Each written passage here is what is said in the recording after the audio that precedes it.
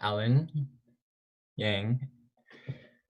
And we're just going to wait a few minutes until we reach critical mass where all of our participants have come in. In the meantime, make sure to scan our WeChat code and to check out our website and follow our social media accounts for all the latest news in academia and the most beneficial educational resources and materials available. Before we begin, I also want to let you guys know that we're having another free open class next Saturday. You don't want to miss it. Make sure to register ASAP for our webinar next Saturday on SAT reading, where you'll get to learn to dissect the hardest passages in the past exams. I'll provide the links for the social media channels and for our open class registration form in the chat right now. And if you have any more questions, feel free to leave them in the Q&A, in the chat, or to just give us a call or send us an email.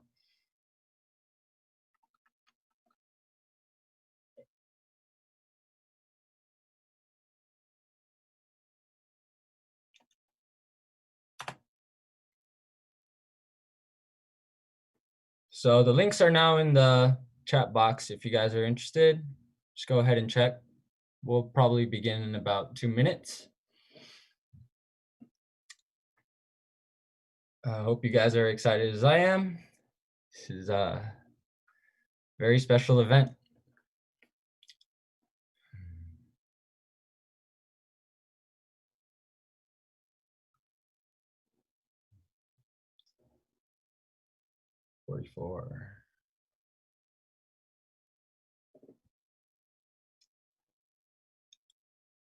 Okay, so let's get going to the main event tonight. Are you guys ready?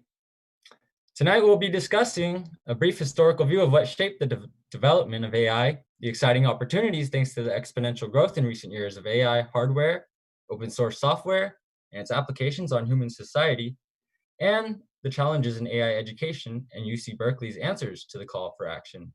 And lastly, we will wrap up with a Q&A session where Dr. Yang will shed some light on the mysteries of AI. So first, we have the founder of 7EDU Impact Academy, Jun Liu. Now here we have Dr. Alan Yang. He's the principal investigator at UC Berkeley, and he also founded the Augmented and Virtual Reality Autonomous Driving Master of Engineering degrees at UC Berkeley. Alan was born into a family of educators and started learning coding on the Apple II at just 6 years old. After graduating from the University of Illinois and specializing in computer vision and machine learning, he has been an innovator and educator in the Bay Area for the past 13 years. At UC Berkeley, he founded the Augmented and Virtual Reality Teaching and Degree Program and advises more than 100 undergraduate and 20 graduate students annually. He has also guest lectured at the Haas School of Business, as well as for Fortune 500 CEOs. In the Silicon Valley, he has co-founded 3 startup companies and was the chief designer and technician of 2 augmented and virtual reality smart glasses. He has also co-authored over 20 patents and over 50 publications.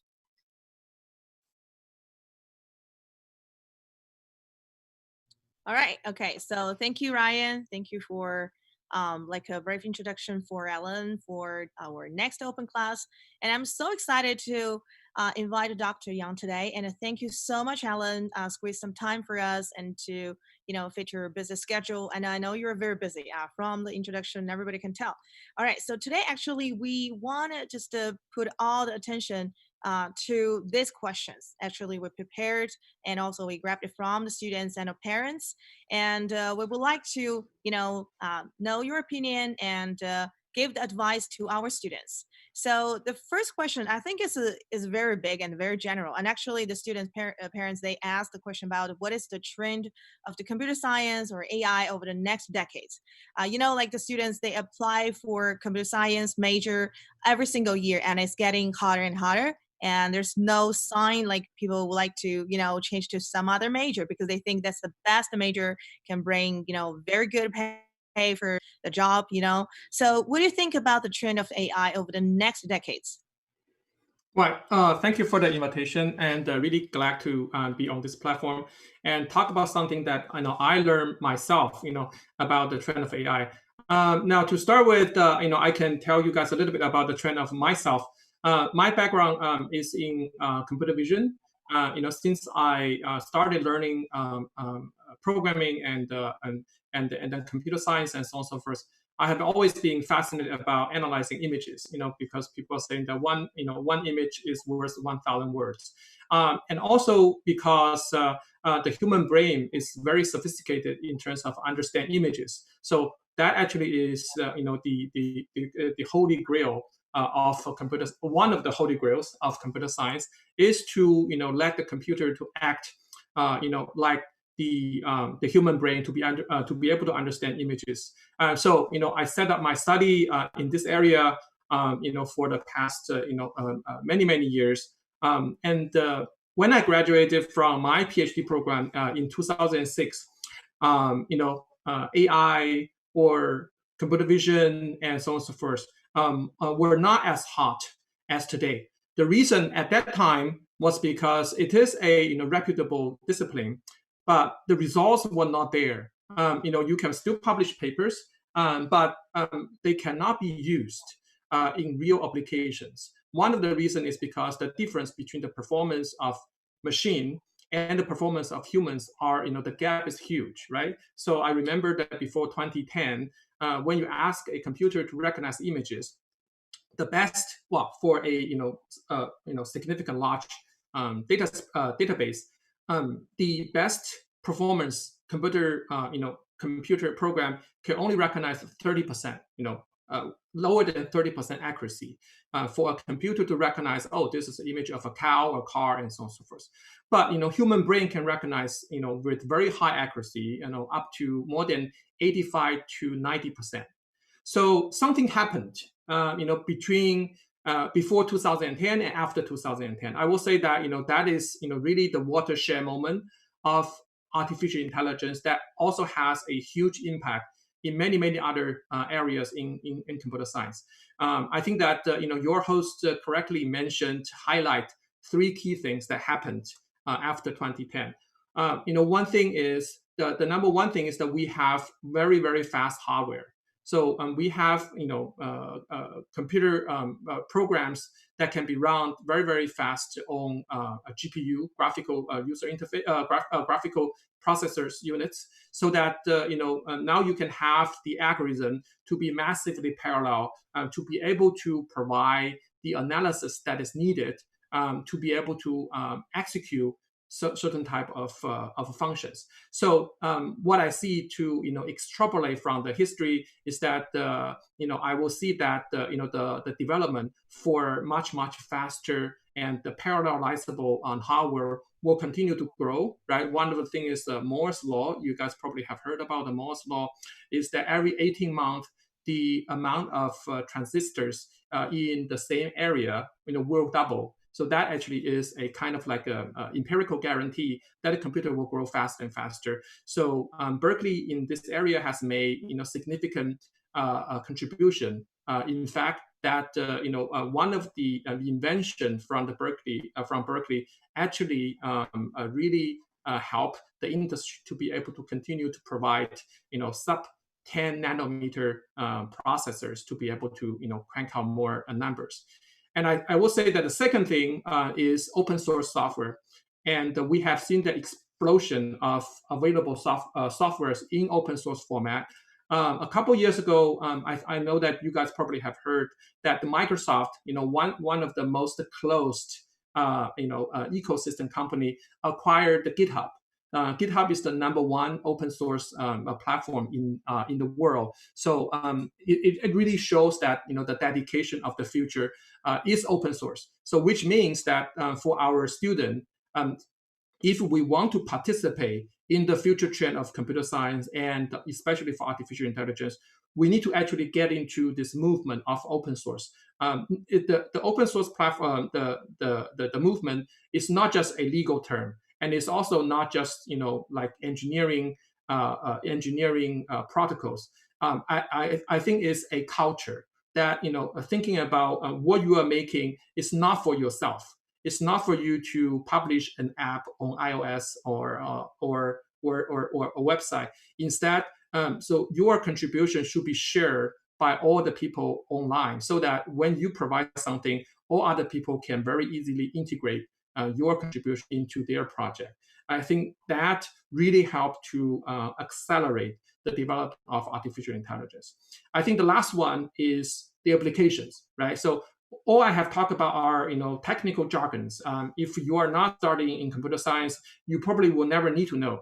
But however, everybody now knows about AI, and either you are excited about AI or you are a little bit nervous about AI. I think the reason you have this is because now you can touch AI, you can feel AI, you can see AI. If you have Alexa in your home, you actually hear AI. If you have Tesla can do autonomous driving, you sit on an AI environment and then you can feel AI. So I think that the third one is really the explosion of more and more applications. I think one of them is autonomous driving. I think that out of so many applications, if you really look at the market, the autonomous, the automobile industry is the biggest, granddaddy of many other industry. So if artificial intelligence really revolutionize this area to make the future of cars to be, more and more percentage to be autonomous, I think that that's really a big change to our society. Is as big as we are changing from people riding in horse-driven carts into motorcycles. I think the transition of the society will be as big as that. I think that really, in order for us to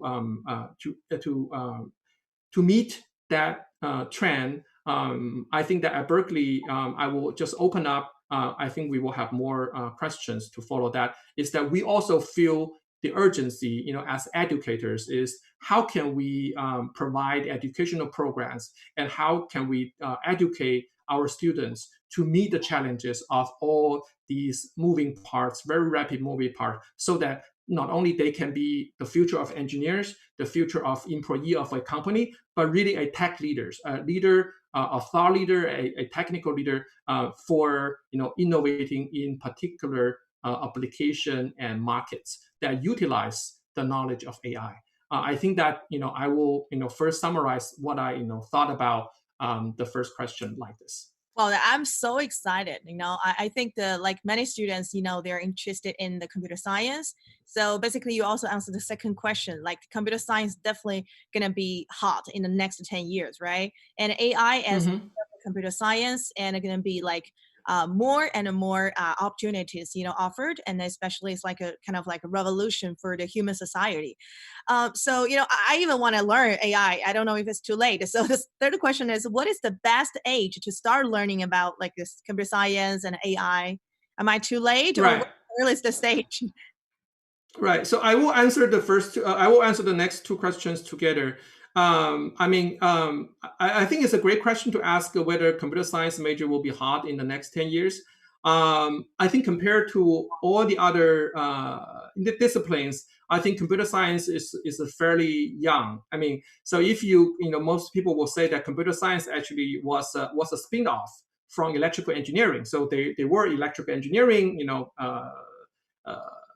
technicians, before, and then came the computer science. I think in the next 10 years, computer science will definitely accelerate a lot because there are significant trends moving upward. It will be much faster than when I graduated with my PhD degree. The number one is automation. A lot of things currently are repetitive jobs will be automated by artificial intelligence. I think that is really, think about how many jobs that can be, replaced. People, you guys probably have heard that Amazon has already prototyping a, cashier-free supermarkets. So in the future, they will have no cashiers. In fact, most of our banking branches have less and less cashiers, and you all do your transactions in a machine, right? So that's number one, automation. And the second one is, many of you have watched, SpaceX launch of their rockets with the human astronauts on board. The combination of the technology we develop on Earth, and then the future of going to the moon, to Mars, also need really state-of-the-art computer science. So one thing that I can illustrate is how can we see a doctor when we are in the outer space. And in fact, so the same question we can ask is, how do we see the doctor, when we are in a pandemic? Everybody is stuck at home, and even the doctors are stuck at home, and they cannot very easily go to a surgery room to see patients for some exploratory surgeries. These are the questions that we are actually asking, right now. I think the third one, why computer science will continue to be hard, is really combining computer science with biology, is human brain interface. So the biggest computer you have in your home is your brain. But however, why our brain still, you cannot use your brain to control other electronics in your home. The reason is because the connection from your home, from your brain to other devices. Make an example, is your remote. So think about how much bandwidth your brain has versus how much bandwidth that you can, how fast you can type on your remote. So this interface is band limiting how your brain can see, receive information, and also being able to control other things. So the third one, I think we're really making computer science much, much bigger, exponentially bigger, is combining computer science as a engineering domain, and then a biology or bioengineering engineering as a traditional science domain. And for all these areas, and we have research groups very actively pursuing these areas in Berkeley. And another reason I know about this is because these are the pillar research directions that currently I was a co-director. I am the co-director at Berkeley called the Vive Center. These are the areas that we have, by talking to so many professors at Berkeley, we have identified that really, if you want to advance for the next generation of computer science, what would that be?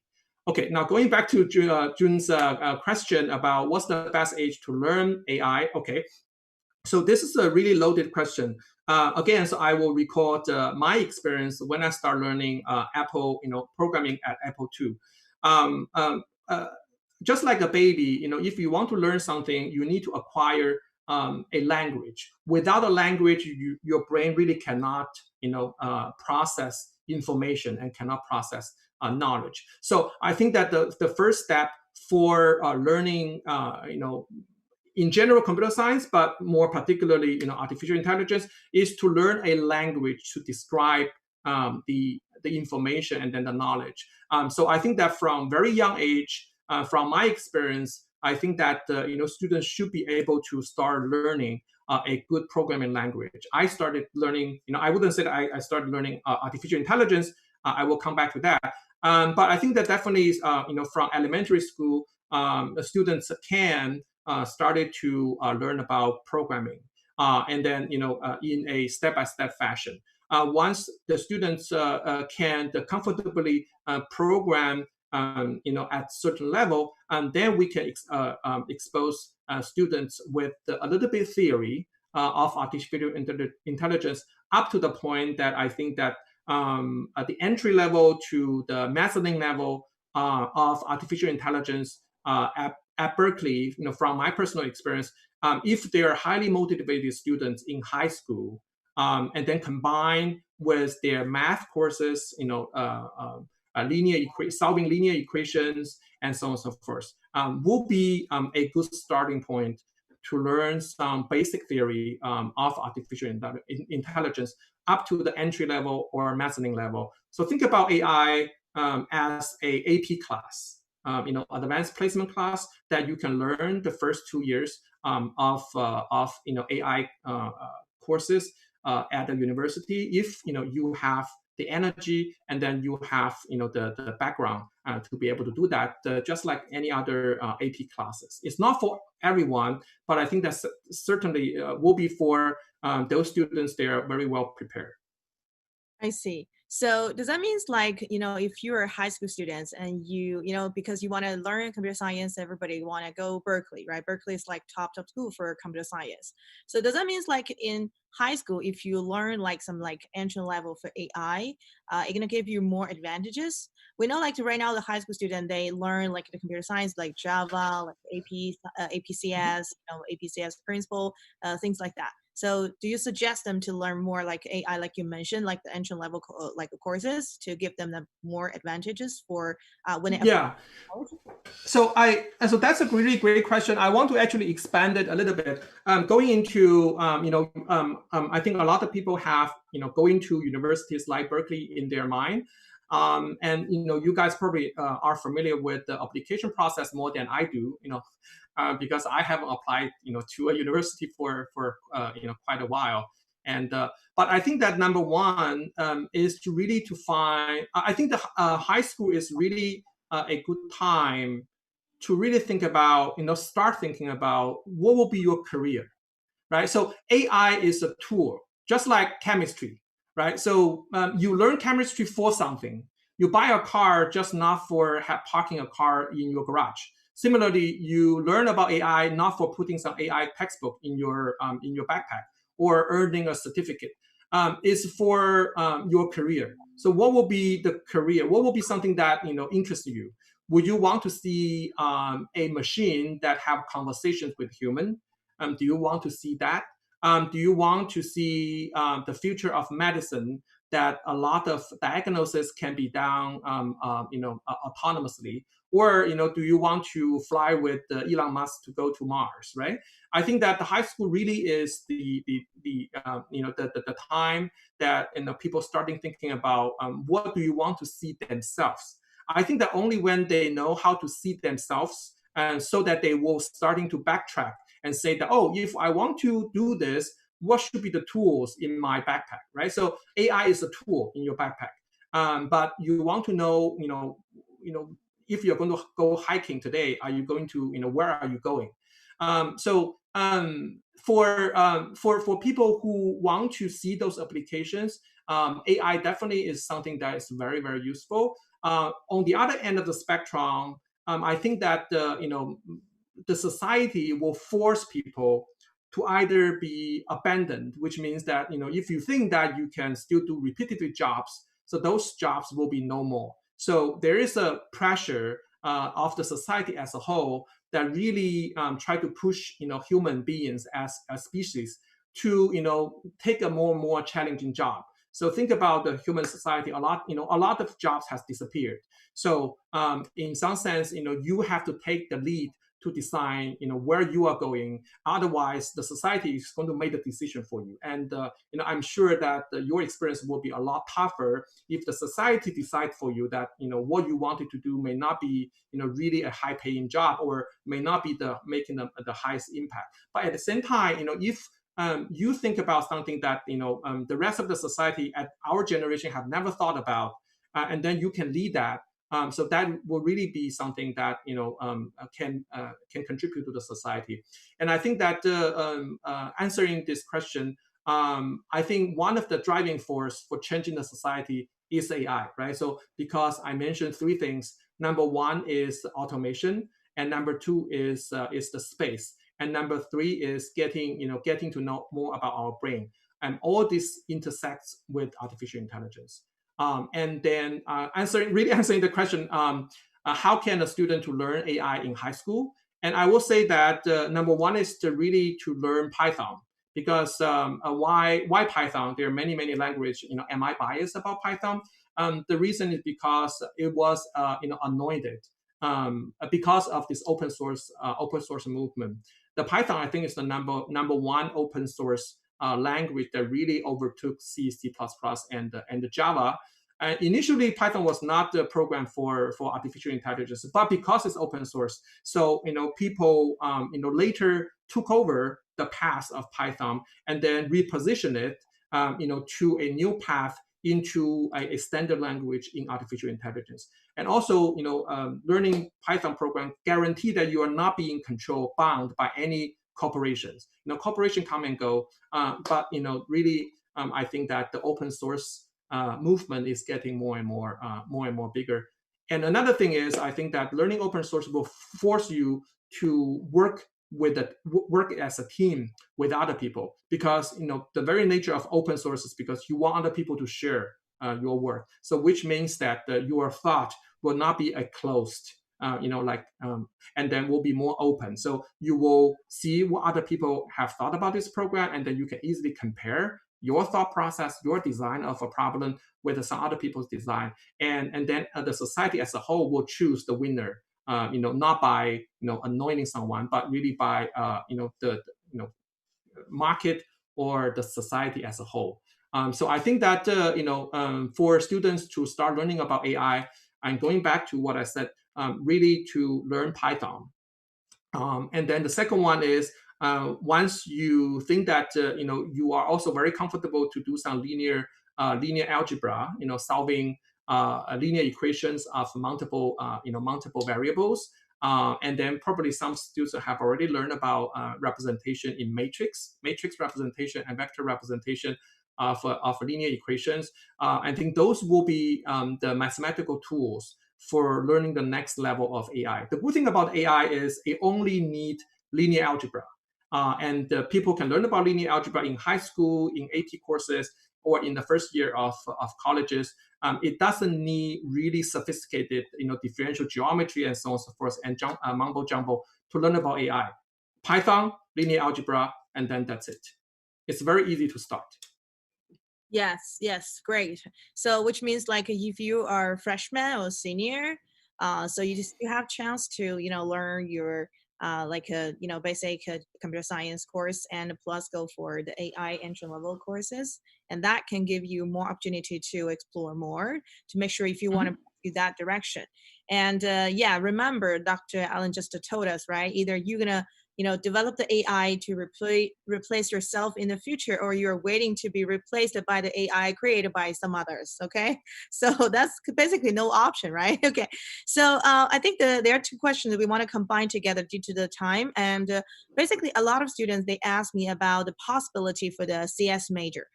So we know like the CS major is like very broad, right? So like you mentioned, you can study computer science and then work in the Wall Street, right? So doing finance, right? Totally the different thing. So what is the possibility for the CS major? So basically, if the student want to switch from one major to computer science, should they study math as a major, or should they study physics as a major? What will be the best way for them to do the transfer? Well, so I think one thing that I want to exploit to what I talk about is that everybody, whether you want to apply for a college, or you want to transfer from one college to another college, or transfer from degree to another degree, in addition to your scores, your coursework, the number one thing that a committee will see is your resume. It's not your resume, it's your statement, a statement of purpose. So in that statement of purpose, if you can really elaborate why you want to make this as your career. So the committee, as far as I know, will really see that your thought process of how you understand your education and has relationship with the career, with your career. And every committee want to help students to build out their career, as long as you have a clear understanding of what your career is. So in that sense, whether you are going straight to ECS in Berkeley and equally qualify to other universities, I wouldn't say that Berkeley is number one for everything, or you want to go to physics first, you go to chemistry first, you go to do biology first, and then you want to switch to computer science. I think the number one is understand why. I think the number one thing is understand yourself. And then the number two thing is, we are in a society, so we have to follow the rules. You have to understand how the rules were set up for a university that allow you to transfer. For example, in Berkeley, there are two different CS majors. Number one is in ECS, in the college engineering. So traditionally, it has the highest score for entering into that department. And then there is another CS degree in science and letter. So in over there is emphasizing more like the interdisciplinary, plenary, and emphasizing the science of computer science more than the engineering part. And for students in the science and letters track to choose CS, then you guys can refer to the rulebook over there, and then there are certain requirements that you probably have to perform and guarantee that you can achieve that in the first 2 years. At least that's what's going on in Berkeley, so that even in science and letters, you can decide to declare CS as your major in that college versus in the College of Engineering. I see, I see. So we want to just, wrap up the questions with the last one, and then we move forward for like some specific question from the students. So what industry and computer science jobs or languages will become obsolete because of AI, and what new economies will emerge as a consequence? I think this is a huge question. Yeah, just Alan, just to share some of your thoughts. And I think majority the first part, because the economy, what's going to be the consequence. And I think right now nobody can predict, right? Because the COVID-19, the everything together. So basically, a lot of things affect the economy. So what do you think about the industry? How, what kind of language will be very obsolete because of AI? Yeah, so that's really a big question. I wouldn't dare to say that I know the answer to that. But I think that I will repeat something that hopefully as a consensus, but as a warning that consensus is never the truth. It's just more people saying this way than other people. I think that the consensus is number one is repetitive jobs will be replaced by AI. I mentioned about cashiers. I mentioned about supermarkets. I mentioned I mentioned about many other things. So replaced by what? I think replaced by more creative jobs. So I think that in the future, the one possibility, very likely possibility, is that the basic infrastructure of the human society will be controlled by AI. So all these repeated jobs, but the human will be taking jobs to be more creative, more design driven kind of thing. So I think that that's really important. Number two is Jun mentioned about investment, and more investment right now are being done by computers. There are actually less traders right now in Wall Street. Then 70 or 80% of the transactions in finance is executed by machines rather than by humans. And over there a combination of a lot of hot topics in computer science, including Bitcoin and the blockchain and so on and so forth. And I wouldn't say that I'm the expert in that area. And then going back to what I have been preaching is the computer science that support exploration of outer space, and also the combination of brain machine interface. I see. Okay. So we know, like we heard, like actually last open class that we invite you, and you mentioned about like the competition for the AI in Berkeley. So it's supposed to help, Right. right? Because of COVID-19, it put it off to the December, which is the end of this year. So Right. actually, students from Southern EDU and from like outside the different kind of places, the students ask me. They're so interested in like how to participate in this kind of racing, and do they have to set up the team, and do they Right. is it Right. really? So let me explain a little. Yeah, let me explain a little bit about the raw program. So we really see that the matured automobile industry will be having the next revolution, which is fully autonomous cars. And then it will fundamentally change the society. Even in the future, all your deliveries will be, will be provided to you by cars, by autonomous cars, not even by DoorDash and so on and so forth. But on the other hand, research in AI has become more and more expensive, to the point that even in a university, if you want to buy a so-called AI machine, you have to spend like $10,000 to buy a machine that has can call itself AI machine. And let alone for autonomous driving, that companies have to put in billions and billions of dollars to just get a fleet of cars running on the road. So as educators, we want to think about how can we provide opportunities for students to participate in this area, and not putting students through a 4-year college plus 5 years PhD, and then by year 9 you graduate with a PhD degree. You just missed the whole train, and then all the cars are already autonomous, and you just missed it. So we developed this platform called Robot Open Autonomous Driving. So it is combining research, education, also fun. So we laid a racetrack in the center of Berkeley, and then we manufacture a small car, and you guys can search raw and Berkeley. If you are really hands-on person, and then you have done some engineering work about RC cars, radio control cars, Arduino, and so on and so forth. Following our open source, it's also open source instructions, you can put a car together that has basic autonomous driving capabilities for about $1,000. So this hitting also the price point is really something that we think is important to provide more opportunities for students to learn about AI. Now, because our platform is open source, that enable two things. Number one is our students are continuing to build more and more functionalities for autonomous driving on this platform. So if you have a compatible platform with our platform, then you can download our new function as soon as we make them available.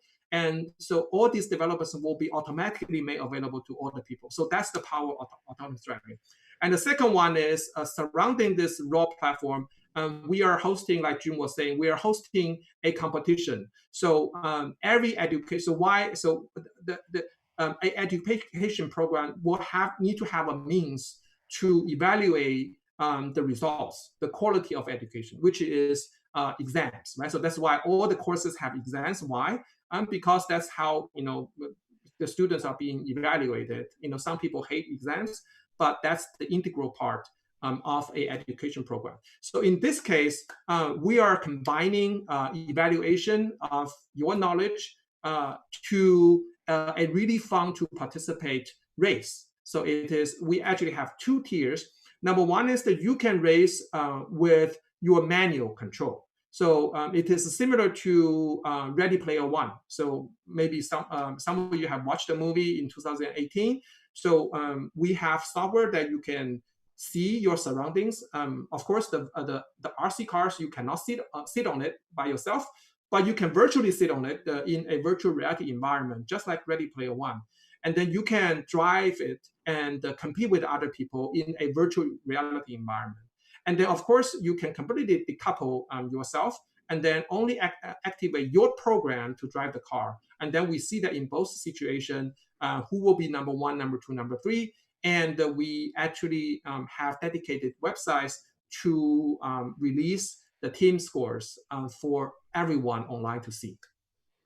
Yes, and actually, we honored, invite Dr. Alan Young to create a program based on this competition and to teach students for the Python. So actually, we do have students ask me like, do you have any suggestion or recommendation about a good online classes? And I recommend Dr. Young's online classes, the Python entry level. So basically, this class is like designed both with TA and Alan Young, teach by himself.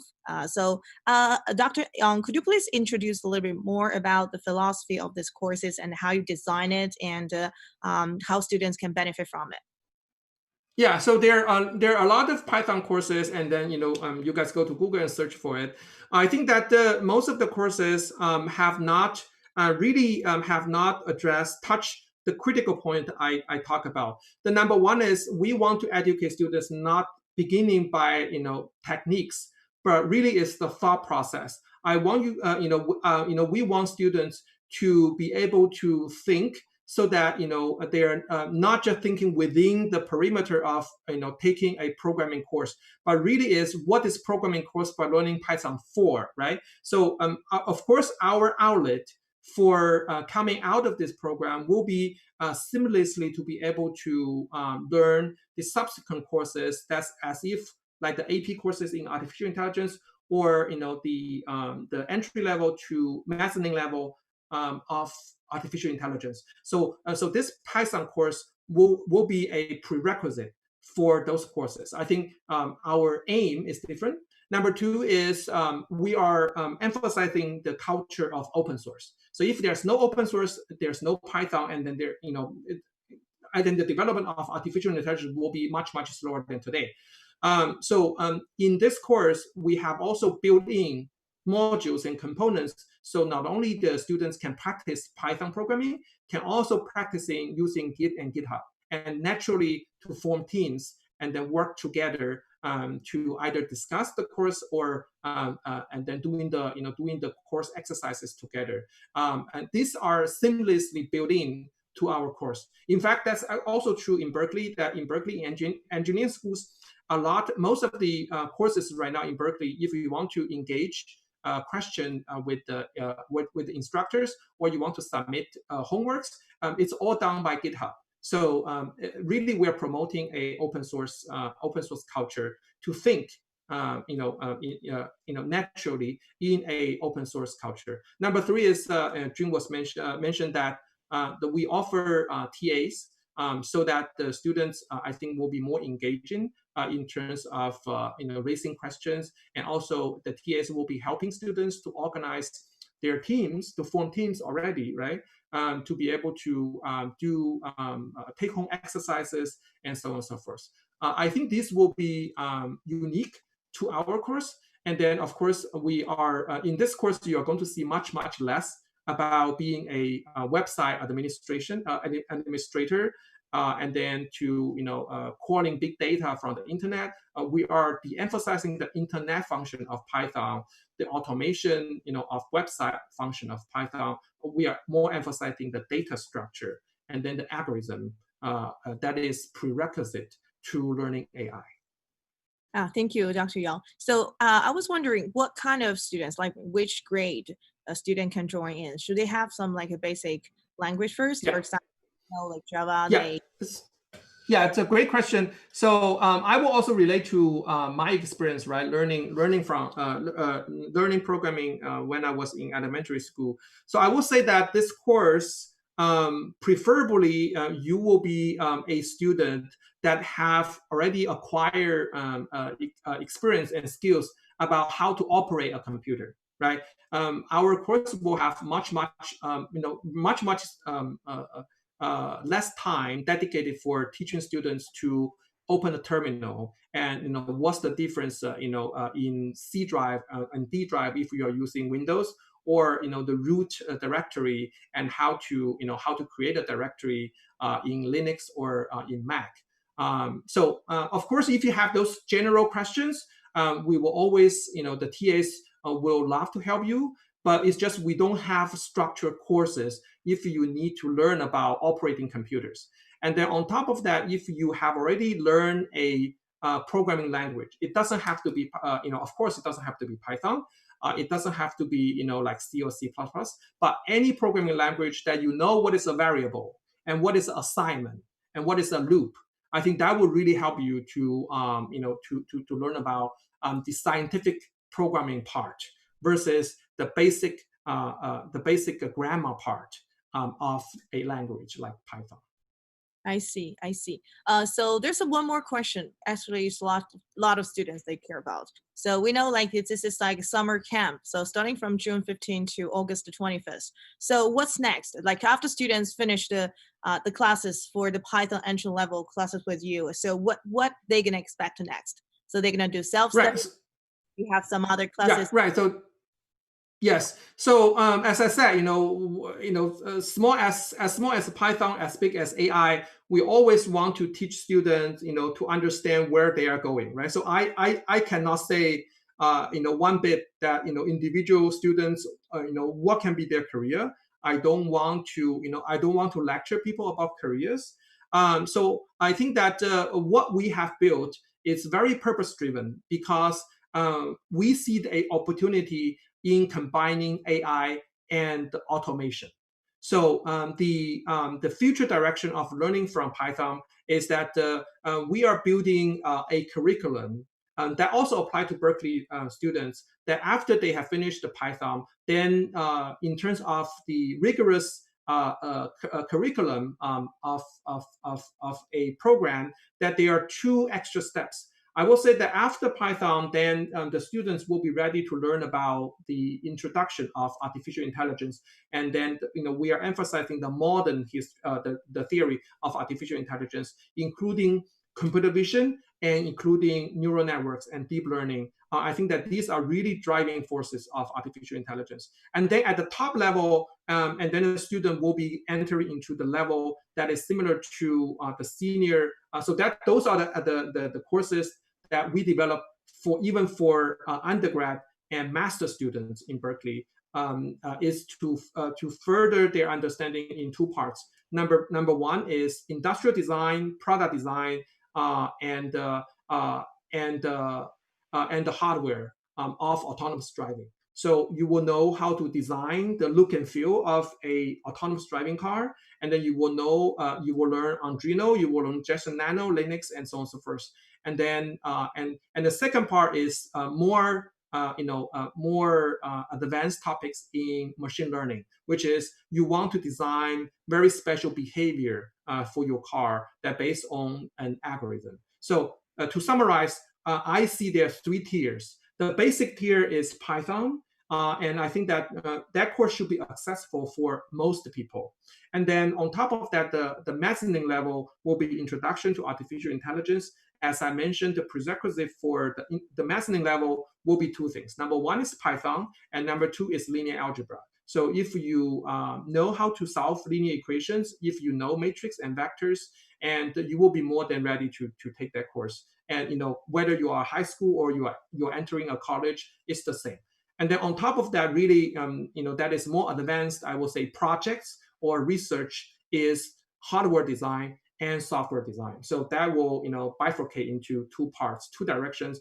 It depends on whether you are a hardware person or a software person. Rarely I see a person that can do hardware and software together. And some people are really good at making hardware, and some people are really good at making software. So I think at the high level, once the students have learned about the basics, they will make a determination that whether they want to go for hardware or they want to go for software.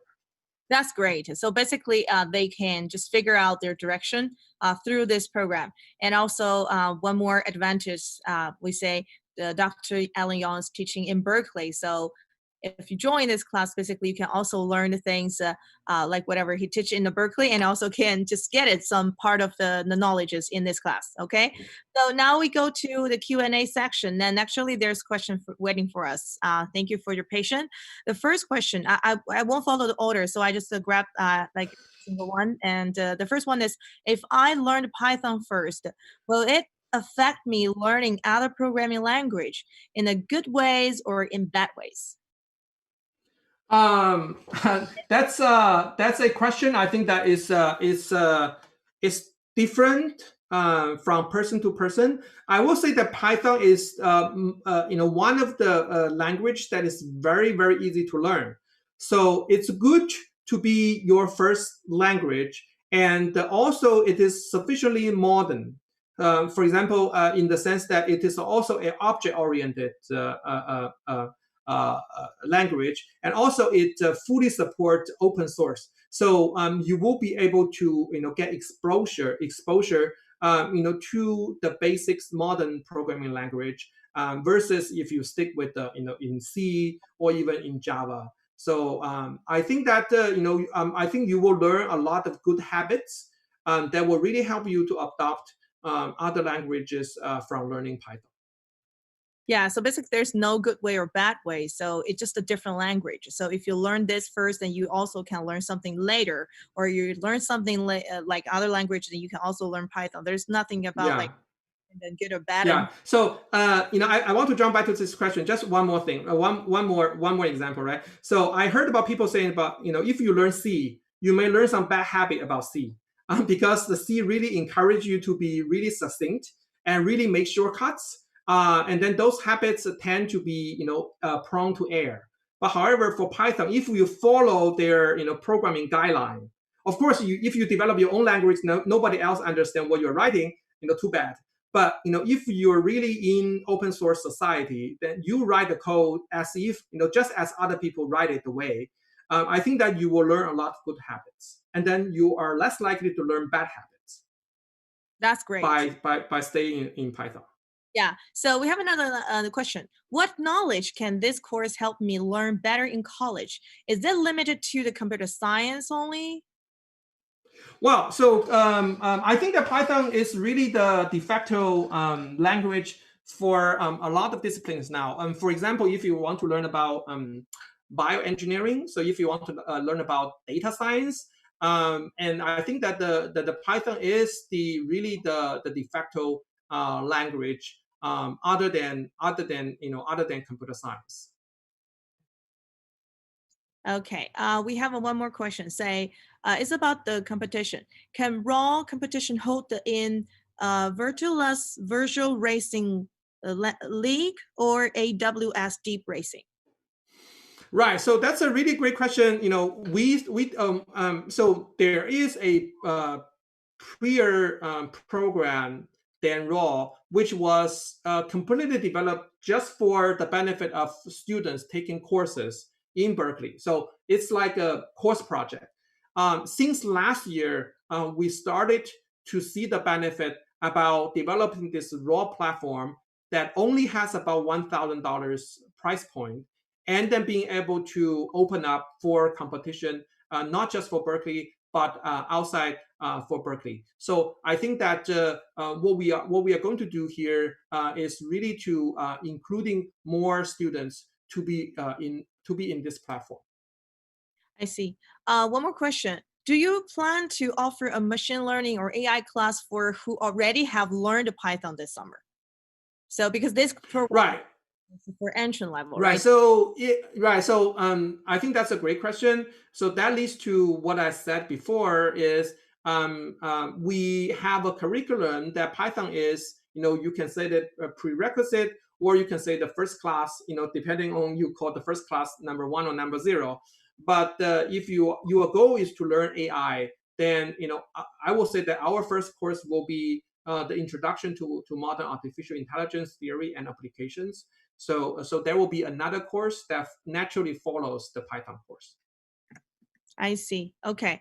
All right. So, do you have Python sessions in other different dates, like lecture on Tuesday and a Thursday? I think for the more class detail questions, you can always call our phone number and 408-387-3034 or 408-216-9109 for the more detailed and for the detailed information.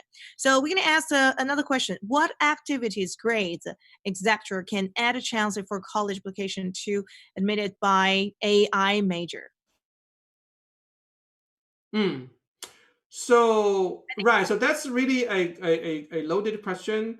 I think that at Berkeley, although I think it's great that if you can really make a case that you want to dedicate your career in artificial intelligence, but I think that the community in the university will look much deeper than that, because as I said, at least to me, AI is a tool. It's a tool in your book, in your backpack.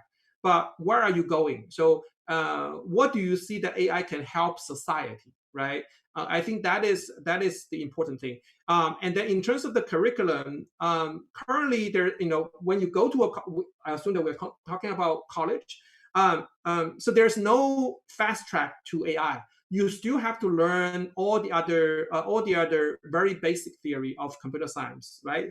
Whether you like it or not, even if you are, high conviction for AI, you still have to learn that. The reason is because universities don't want you to be a specialist in the first year of your college degree, because you may miss, you will miss the opportunity to interact with other people, to exchange your thought process to other people. So I think that even if you have high conviction in artificial intelligence, so you will still go through a very broad education program, at least in Berkeley, whether it is in engineering or is in the in letter and science. They all want to make sure that your first 2 years will be very solid with a variety of basic theories. Okay, so I want to add a little bit more for this question. So basically, you can't really give the formula about what kind of grades, etc., activities. So if I could, I wish I can give the formula so everybody can follow the formula. However, AI major or different kind of major is all about a student's passion. So if the students is passionate about the computer science, about AI, about changing the human society in the future by developing AI and replace the jobs. If this is something the students into it, I think they would pursue the related activity, and of course this related to like courses like math, like CS. It has to be good grades, right? Because you have to be good, right, then in order to pursue the major. So I was also say like trying to give them the more chance to try to explore, so they can tell if they have the passion on that. And if the student have passion, then usually they will become like very self-motivated. So this is something I hope can help you out. There's another Yeah. question say, will AP computer science principles be more useful than AP CSA? I think this is more like high school. So I would say, what do you think, Dr. Allen, about AP computer science principles with Well, AP? yeah. So I think June, you are the expert to that. But I want to go back, just taking a little bit time to going back to answer the question that I don't think that I fully answered the previous question. I think that it's great to think about whether AI can be your career, but I think that thinking is not thinking alone is not enough. If you put your thought process in a statement, I think that's great. But it will be more convincing if you have act on it. So which means that if you don't have to say, right, so you don't have to say that, oh, I'm 100% sure I'm going to do AI, but you can say that, oh, I understand that AI is a very promising area. In order to understand two things, number one is I want to get some understanding about I think the foundation of AI. At the same time, I want to understand myself, so I have taken action to learn about some prerequisite, and then I potentially can do like a course project, applying my knowledge to some interesting aspect of that. I have seen a variety of summer projects by students of learning Python and learning AI and learning raw platform, learning Arduino, and then learning how to program motors. And they can create a lot of fun projects that really put meat and bones into your statement versus just thinking about it. I see. Last question from Susan. Will this Python course teach the machine learning and deep learning? Right. So the machine learning and deep learning will be covered in a subsequent course, what we call the Introduction to Modern Machine Learning and Applications. The reason is because there's a distinction about learning Python versus machine learning. And then some people are very eager to learn about deep learning and neural networks. But however, the prerequisite for people to learn Python and prerequisite for people to learn machine learning are different.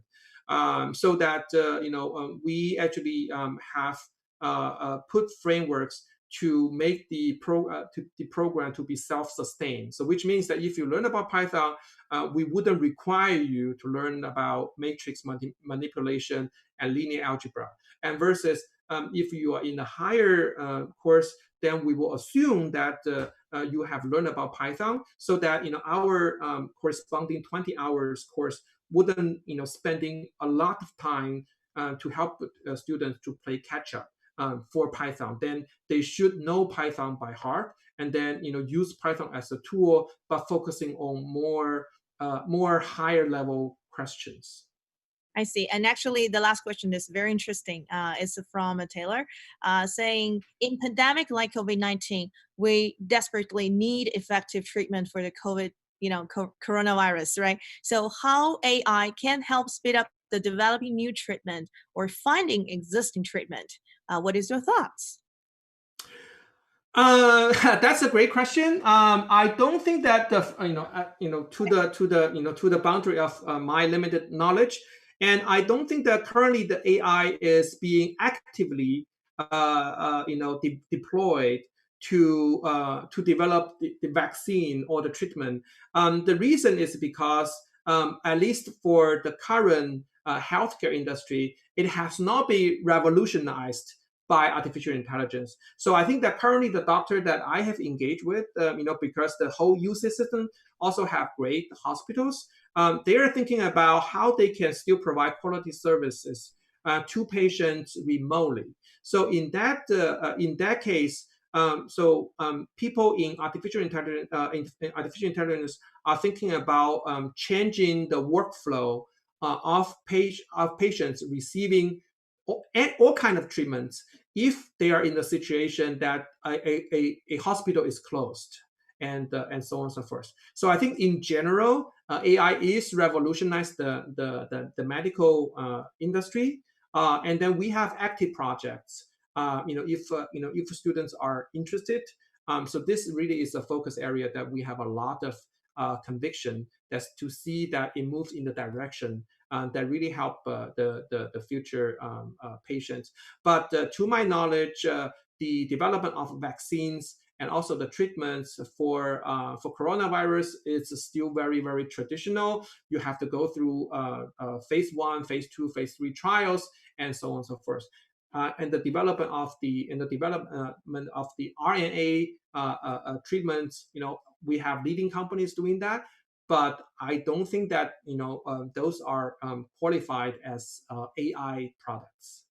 And I think this is a good chance for you to have the conversation with the students, right, with the kids. Maybe they have some like a better knowledge or imagination, or maybe our future can rely on them. So I think this is a very interesting question, and thank you for asking for the question. And thank you again for Alan for your time. And if you have any question related to the Python like AI, and welcome to contact us to write down your questions. And if possible, we can try to invite Alan back, to give like more specific explanation about AI, about the future. Thank you so much, Alan. Thank you for your time. Thank you, everyone. Thank Glad you. to meet you guys. Thank you so much. Thank you everyone for attending. Make sure you check out our social media channels as well, by the way. I'll repost them right now in the chat so that you can go ahead and just click follow on any of them. And if you guys need to reach out to us, make sure you guys save those numbers on the screen right now. And, make And sure that you come to our next open class. I put the registration right in the chat. So you yeah, don't next want to miss that. We're going to be dissecting some of the hardest passages in SAT reading.